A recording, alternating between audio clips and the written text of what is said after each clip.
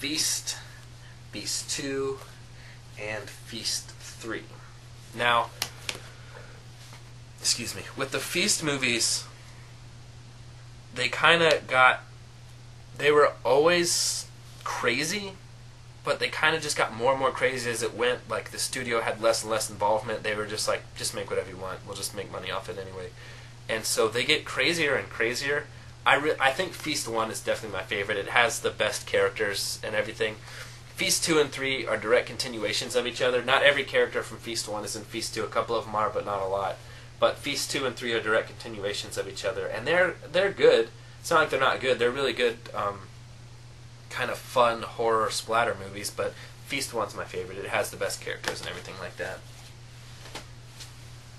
And then you got the Final Destinations 1, 2, 3, the Final Destination, and Final Destination 5. And with these,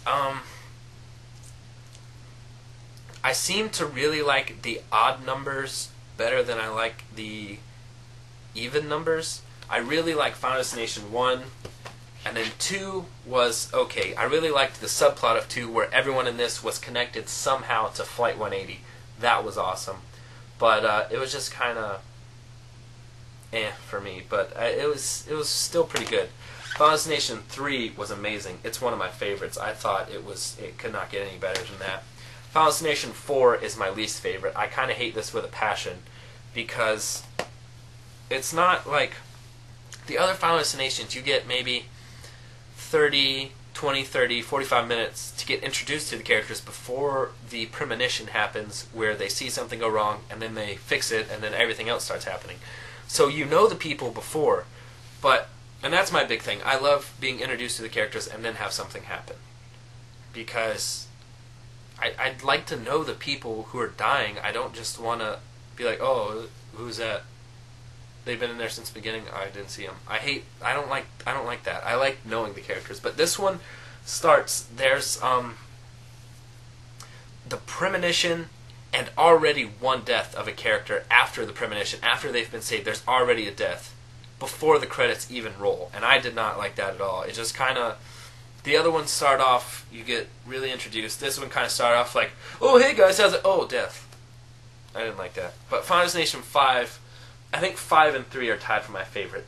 This one was amazing, and the ending, I won't spoil it for you guys. I went to the movie theaters to see this, and I did not look up the ending because I didn't want to be spoiled on any of the deaths or anything. I didn't look up the movie because I didn't want to spoil on any of the deaths or anything.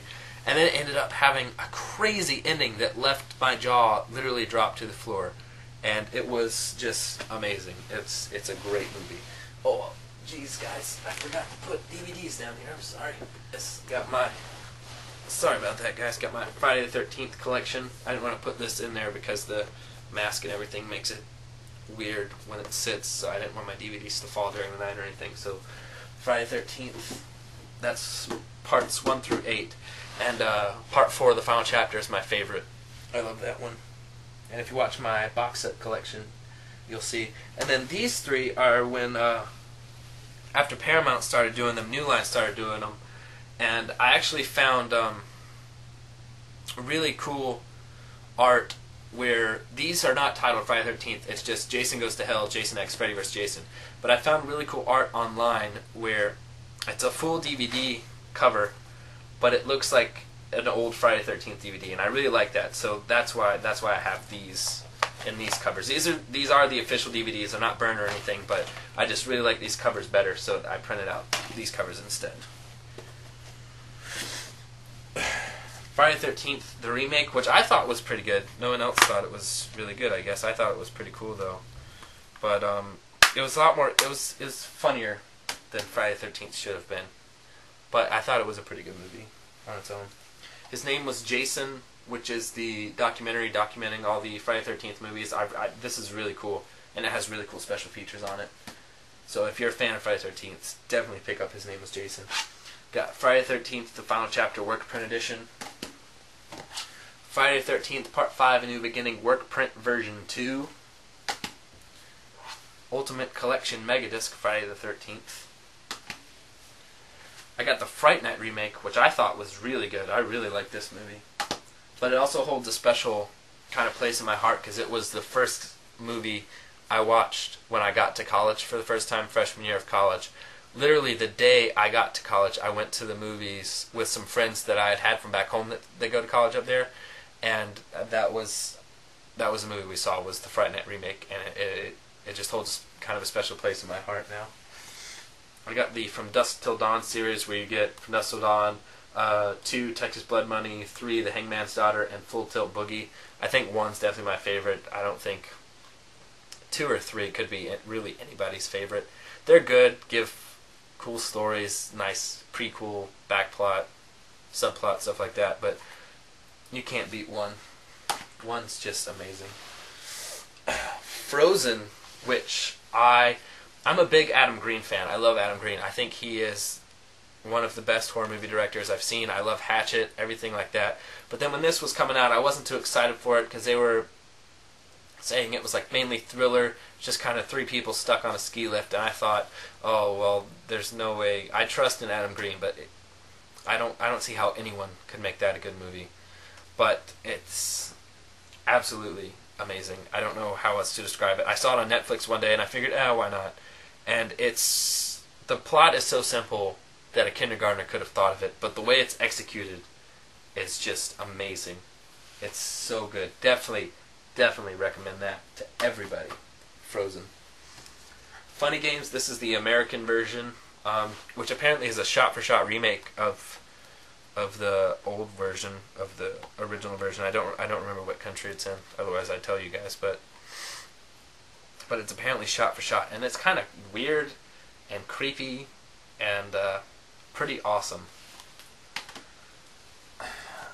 The Grave Dancers, which is the other After Dark movie that I can stand. It's not my favorite, but I can actually stand that one. Some of the After Dark movies are just so stupid, I can't stand them. Oh, these movies actually I got from Dollar General, and these are the Grindhouse movies. They were just the movie. I'm actually looking to get the Grindhouse Blu-ray sometime because that would be awesome, but for now, all I got are these blank cases, the 1 disc, just the movie of the Grindhouse, which are Planet Terror and Death Proof, and I liked Planet Terror way better than I liked Death Proof. I thought I was going to like Death Proof better because Quentin Tarantino is a better director than Robert Rodriguez, I thought, but I ended up liking Planet Terror way better than I liked Death Proof. Death Proof took way too long to get into. And then I got the Halloween series, Halloween 2 and 3, and 3 actually has nothing to do with Michael Myers. They tried to start a new series after Halloween 2. They killed Michael Myers. They thought it was the end. But then they made Halloween 3, and they thought, well, every Halloween they'll just make a new Halloween-themed movie. But Halloween 3 didn't do very good. No one really enjoyed it that much, so they had to bring Michael Myers back in Halloween 4 and everything. So the Halloween series went back to Michael Myers, and I got Halloween 4 and 5. Halloween, The Curse of Michael Myers. Halloween H2O. This one's my favorite one. It might not be some people's favorites, but I thought the way they did this was very good. And again, like I said, I'm obsessed with 90s horror movies, and this, even though it's a Halloween, even though it has ties to the original, it's still very 90s, and you can tell, and I really liked that. Halloween Resurrection. Rob Zombie's Halloween, which I thought was cool. Definitely really dirty F-word like every 2 seconds, but it's very cool, I thought. Halloween 2, the Rob Zombie Halloween 2. Halloween 25 Years of Terror, which is the documentary of the making of the Halloween movies. I found this in a bin at Walmart for $5, and it's actually really cool. It has 2 discs, all these special features, and it comes with a comic book. So I couldn't believe that I found that for $5. But I'm not complaining. But that's awesome. If you like the Halloween movies, definitely get that. Halloween 2 Ultimate Cut. Halloween 6 the Producer's Cut. And that's it for the Halloween movies. Next we got Hannibal, Hatchet, and Hatchet 2 by Adam Green, which I talked about earlier. I actually went into Walmart looking for I just wanted to see a crappy horror movie one day, and I was looking to buy one, and I saw Hatchet, and I picked it up, and I started looking at it, and where does it say?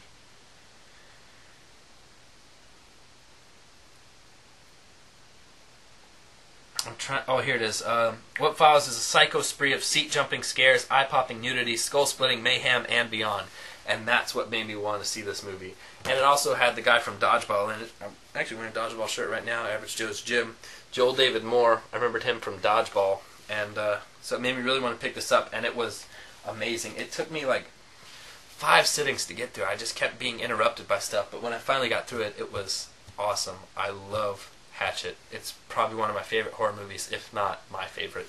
And then Hatchet 2, got that as soon as it came out on Blu-ray. As soon as I could find it, I went and picked that up. And I think Hatchet 2 is better than Hatchet 1. He has really good storytelling, Adam Green does. And they're making a Hatchet 3, which I'm really excited about. High Tension, which I did not know was a foreign movie until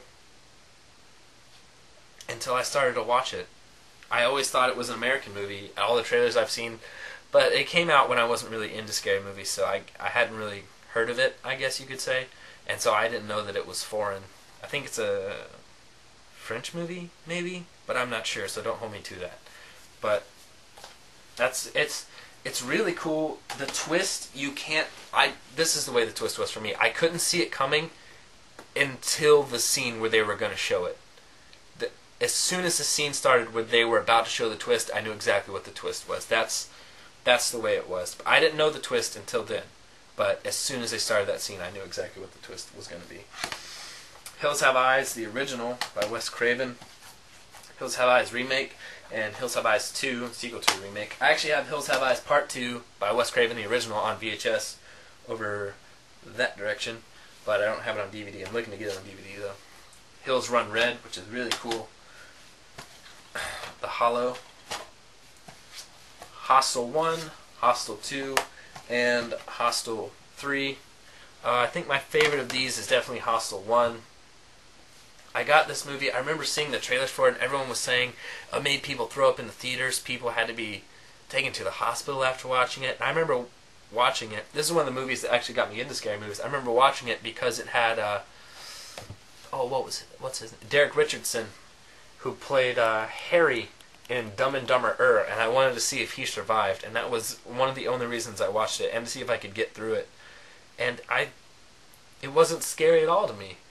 And I was like, Jesus, this is what people think scary. All the scary movies I watched probably weren't that scary, and then I started to get more and more scary movies and rewatch them, and I ended up really loving them. So I think Hostel 1's my favorite. And Hostel 2 and 3 are very good. Hostel 2 is way better than Hostel 3, though. I kind of bought this one. It came out last Christmas. I bought this one just to see if it was any good. I didn't even know it was being made until I saw a trailer for it on YouTube. And it's okay. It's not the best Hostel, but it does its job, I guess you could say. House of a Thousand Corpses and Devil's Rejects by Rob Zombie. I love these movies. I think I stole them from my brother when he had them. I think I borrowed them and I just forgot to give them back, and then he didn't ask for them, and so now they're just mine, I guess. But they're very good. I love these. They're bloody and dirty and gross, but sometimes that's just what you're in the mood for, and that's what you gotta do. House of Wax, which was actually way better than I thought it was going to be. Husk, an After Dark movie. Haven't watched this yet, but if it's anything like the other After Dark movies I've seen, I'm not expecting too much from it, but maybe that'll actually lead to it being pretty good. If I don't expect much, maybe it'll blow my mind. So, we'll see. Hydra, The Innkeepers, which I just got yesterday, actually, and you can see my review for that somewhere on my channel. But it's very good. It takes a while to get started, but I won't say anything else. You guys can watch the review of it. Insidious, which I thought was awesome, but apparently not a lot of people did. Stephen King's It, which scared the crap out of me when I was a kid. Jack Brooks' Monster Slayer, which is an amazing movie. If you like horror comedies, anything like that, definitely get this. It's awesome. Jaws 3D and Anaglyph version. Jeepers Creepers 1 and 2. Jennifer's Body, which I got because it was only a Black Friday deal for $1.96. I wouldn't have got it otherwise.